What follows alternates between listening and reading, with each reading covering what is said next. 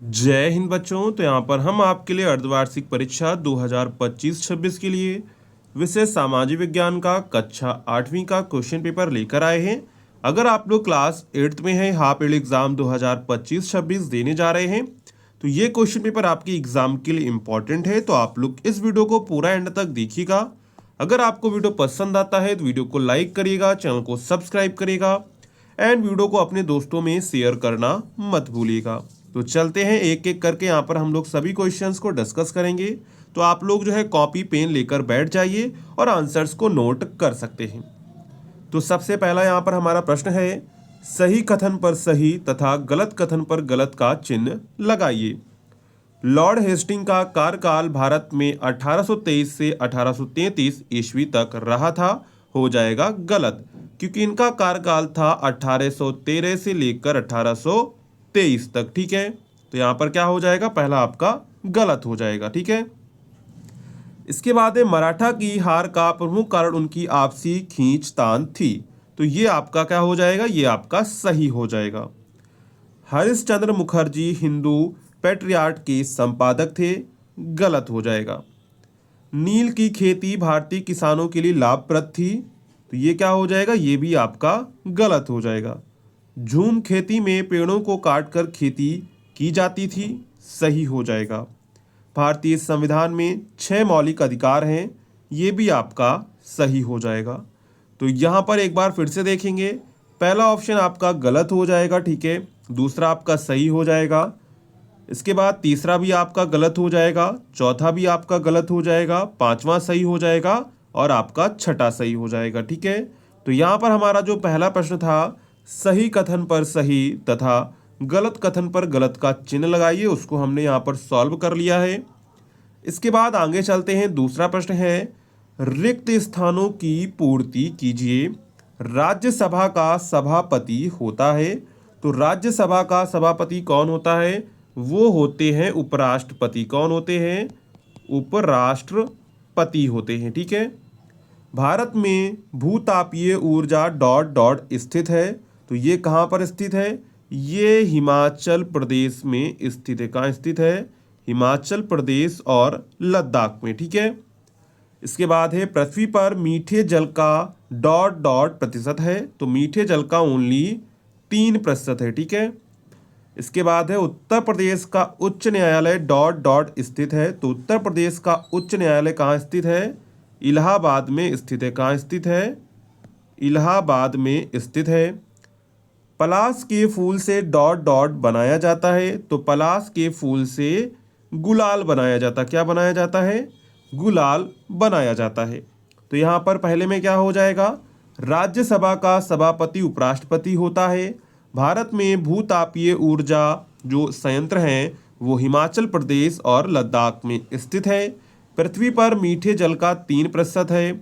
उत्तर प्रदेश का उच्च न्यायालय इलाहाबाद में स्थित है। पलाश के फूल से गुलाल बनाया जाता है। ठीक है, इसके बाद हमारा तीसरा प्रश्न है, सही मिलान कीजिए। यहाँ पर देखिए आपको खंड आ दिया गया है और खंड यहाँ पर बा दिया गया है, आपको मिलान करना है। ठीक है, तो सबसे पहला है सर्वोच्च न्यायालय, तो सर्वोच्च न्यायालय आपका दिल्ली में है। ठीक है, इसके बाद है कुल अनुच्छेद, तो कुल अनुच्छेद है 395। इसके बाद है मतदान की न्यूनतम आयु है, तो मतदान की न्यूनतम आयु कितनी है, 18 वर्ष है। लोकसभा किसे कहते हैं, लोकसभा निम्न सदन को कहते हैं। किसको कहते हैं, लोकसभा कहते हैं निम्न सदन को। तो यहाँ पर लोकसभा का लोकसभा से हो जाएगा। भारत में राज्य हैं, तो भारत में 28 राज्य हैं और यहाँ पर जो है निम्न सदन हो जाएगा लोकसभा, और लोकसभा का हो जाएगा 25 वर्ष। क्या हो जाएगा, 25 वर्ष हो जाएगा।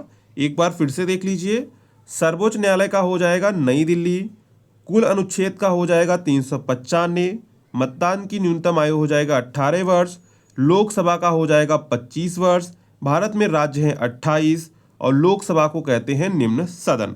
एक बार फिर से देख लीजिए, पूरा यहाँ पर देखिए ये वाला क्रॉस चल रहा है, ये वाला क्रॉस चल रहा है, ये वाला क्रॉस चल रहा है। सर्वोच्च न्यायालय नई दिल्ली, कुल अनुच्छेद 395, मतदान की न्यूनतम आयु हो जाएगी 18 वर्ष, लोकसभा के लिए आयु होनी चाहिए सदस्य होने के लिए 25 वर्ष, भारत में राज्य हैं 28 और निम्न सदन किसे कहते हैं? निम्न सदन कहते हैं लोकसभा को, ठीक है। उच्च सदन कहते हैं राज्यसभा को और निम्न सदन कहते हैं लोकसभा को। तो ये आपकी मैचिंग हो जाएगी, ठीक है। इसके बाद आगे चलते हैं। चौथा प्रश्न है, निम्नलिखित प्रश्नों के उत्तर लिखिए। इतिहास जानने के मुख्य स्रोत क्या हैं?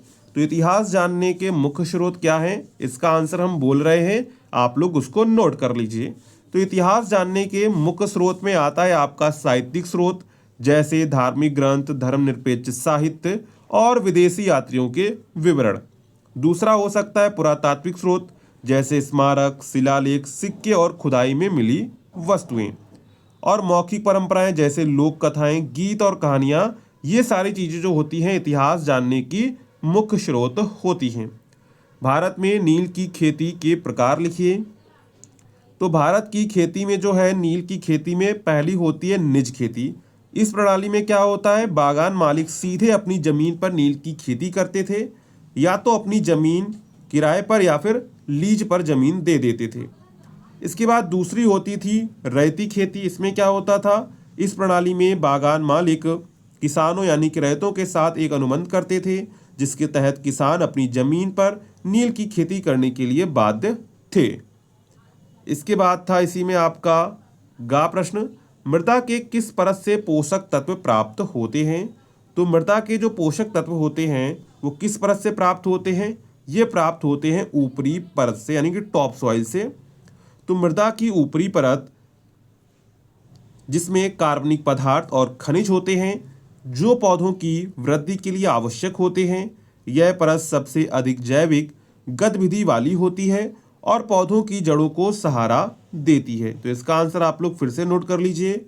मृदा की ऊपरी परत, जिसे ऊपरी मृदा भी कहा जाता है, में कार्बनिक पदार्थ और खनिज होते हैं जो पौधों की वृद्धि के लिए आवश्यक होते हैं। यह परत सबसे अधिक जैविक और गतिविधि वाली होती है और पौधों की जड़ों को सहारा देती है। इसके बाद है संसाधन कितने प्रकार के होते हैं? तो यहाँ पर जो संसाधन है मुख्य रूप से दो प्रकार के होते हैं, प्राकृतिक संसाधन और मानव निर्मित संसाधन। तो प्राकृतिक संसाधन वे संसाधन होते हैं जो प्रकृति से प्राप्त होते हैं, जैसे वायु, जल, मृदा और खनिज। और मानव निर्मित संसाधन वे संसाधन होते हैं जो मानव द्वारा बनाए जाते, जैसे इमारतें, सड़कें, मशीनें, ये सब आपके मानव निर्मित संसाधन है, ठीक है। इसके बाद है भारतीय संविधान कब लागू हुआ था? तो भारतीय संविधान 26 जनवरी 1950 को लागू हुआ था। कब लागू हुआ था? 26 जनवरी 1950 को लागू हुआ था। इसके बाद है भारतीय संविधान का निर्माण किसके द्वारा किया गया था?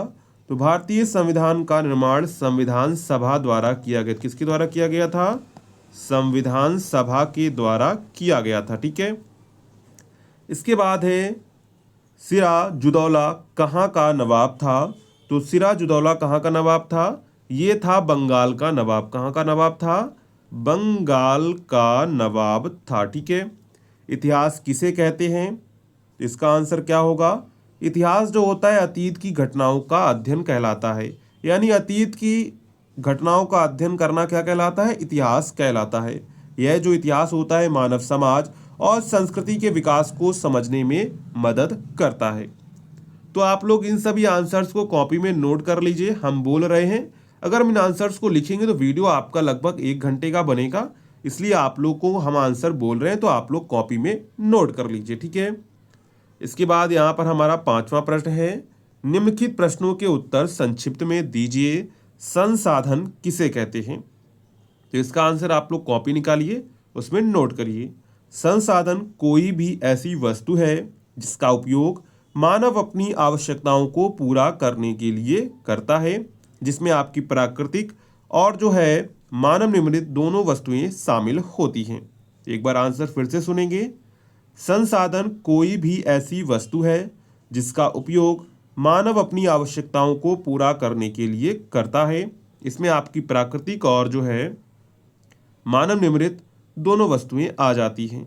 जल संरक्षण के 3 उपाय आपको बताने हैं, जिसमें आप लोग क्या कर सकते हैं, जिसमें आप पहला कर सकते हैं वर्षा जल संचयन, टपक सिंचाई और जल के पुनर्चक्रण और पुनः उपयोग को बढ़ावा दे सकते हैं। तो ये 3 तरीके हैं जिससे आप लोग जल संरक्षण कर सकते हैं। पहला तरीका है वर्षा जल संचयन, टपक सिंचाई, और इसके बाद है जल के पुनर्चक्रण और पुनः उपयोग को बढ़ावा दे सकते हैं। इसके बाद है खनिज किसे कहते हैं, तो खनिज प्राकृतिक रूप से पाए जाने वाले पदार्थ हैं जिनका एक निश्चित रासायनिक संगठन होता है। एक बार आंसर फिर से सुनेंगे। खनिज प्राकृतिक रूप से पाए जाने वाले पदार्थ हैं जिनका एक निश्चित रासायनिक संगठन होता है। राज्यसभा के प्रमुख कार्यों को लिखिए, तो राज्यसभा का प्रमुख कार्य है कानून को बनाना, संवैधानिक संशोधनों पर विचार करना, सरकार की नीतियों पर चर्चा करना, राज्य के हितों का प्रतिनिधित्व करना। भारत में पुर्तगालियों का आगमन कब हुआ, तो भारत में पुर्तगालियों का आगमन हुआ था 1498 में। कब हुआ था, 1498 में हुआ था। इसके बाद है पौधों की वृद्धि को प्रभावित करने वाले दो कारकों के नाम लिखिए, जिसमें आप जो है प्रकाश और जल, ये जो दो कारक हैं ये पौधों की वृद्धि को प्रभावित करते हैं। इसके बाद है अंतर स्पष्ट कीजिए राज्यसभा व लोकसभा में। तो राज्यसभा जो होता है वो भारतीय संसद का उच्च सदन है, जबकि लोकसभा निम्न सदन होता है। राज्यसभा राज्यों और केंद्र शासित प्रदेशों का प्रतिनिधित्व करते हैं, जबकि लोकसभा जो होती है वो भारत के लोगों का प्रतिनिधित्व करते हैं। बायोगैस तथा प्राकृतिक गैस में अंतर बताइए। तो बायोगैस जो होती है जैविक पदार्थों के अपघटन से बनती है और यह एक नवीकरणीय ऊर्जा स्रोत है। प्राकृतिक जो गैस होती है वो जीवाश्म ईंधन है जो लाखों वर्षों में बनती है और यह एक गैर नवीकरणीय ऊर्जा स्रोत है। इसके बाद आपका 7वां प्रश्न है, निम्नलिखित प्रश्नों के उत्तर विस्तार में लिखिए। अयस्क किसे कहते हैं, धात्विक खनिजों के अयस्क कहाँ पाए जाते हैं। संविधान से आप क्या समझते हैं, भारतीय संविधान की प्रमुख विशेषताएं बताइए। बिरसा मुंडा के जीवन के बारे में संक्षिप्त आपको परिचय देना है। तो एक बार इसके आंसर हम बोल रहे हैं, आप लोग कॉपी में नोट कर लीजिए। अयस्क एक प्रकार की चट्टान है जिसमें से धातुओं और अन्य खनिजों को आर्थिक रूप से निकाला जा सकता है। धात्विक खनिजों के अयस्क सामान्यतः आग्नेय और कायांतरित चट्टानों में पाए जाते हैं। ठीक है। इसके बाद इस संविधान से आप क्या समझते हैं, भारतीय संविधान की प्रमुख विशेषताएं लिखिए। तो संविधान एक देश का सर्वोच्च कानून है जो सरकार की संगठन, शक्तियों और नागरिकों के अधिकारों को परिभाषित करता है। अब यहाँ पर भारतीय संविधान की विशेषताएं देख लेते हैं। भारतीय संविधान जो है दुनिया का सबसे लंबा लिखित संविधान है। यह एक संसदीय प्रणाली पर आधारित है। यह एक धर्मनिरपेक्ष राज्य की स्थापना करता है। यह नागरिकों को मौलिक अधिकार प्रदान करता है। इसके बाद है बिरसा मुंडा के जीवन के बारे में संक्षिप्त परिचय लिखिए। तो बिरसा मुंडा जो है एक भारतीय आदिवासी स्वतंत्रता सेनानी थे जिन्होंने 19वीं सदी में ब्रिटिश शासन के खिलाफ संघर्ष किया था और उन्हें जो है धरती आबा के नाम से भी जाना जाता है। किस नाम से, धरती आबा। किस नाम से, धरती आबा के नाम से जाना जाता है। उन्होंने मुंडा विद्रोह का नेतृत्व किया जिसे उलगुलान भी कहा जाता है। इसके बाद है भारत विश्व के मानचित्र में आपको दर्शाना है। भारत के मानचित्र में दिल्ली, जम्मू कश्मीर, अंडमान निकोबार को आपको दर्शाना है। विश्व के मानचित्र में बॉक्साइट का सबसे बड़ा उत्पादक देश को दर्शाना है। विश्व के मानचित्र में प्रशांत, आर्कटिक और महासागर को आपको दर्शाना है। ये आपको मैप मिलेगा, उसमें आपको ये फिलअप करना होगा। ठीक है। तो ये पूरा आपका जो है क्लास 8 का सोशल साइंस का हाफ ईयरली क्वेश्चन पेपर यहाँ पर हमने डिस्कस कर दिया है। अगर आपको वीडियो पसंद आई हो तो वीडियो को लाइक करिएगा, चैनल को सब्सक्राइब करिएगा एंड वीडियो को अपने दोस्तों में शेयर करना मत भूलिएगा। ठीक है। तो चलिए मिलते हैं नेक्स्ट वीडियो में, तब तक के लिए जय हिंद बच्चों।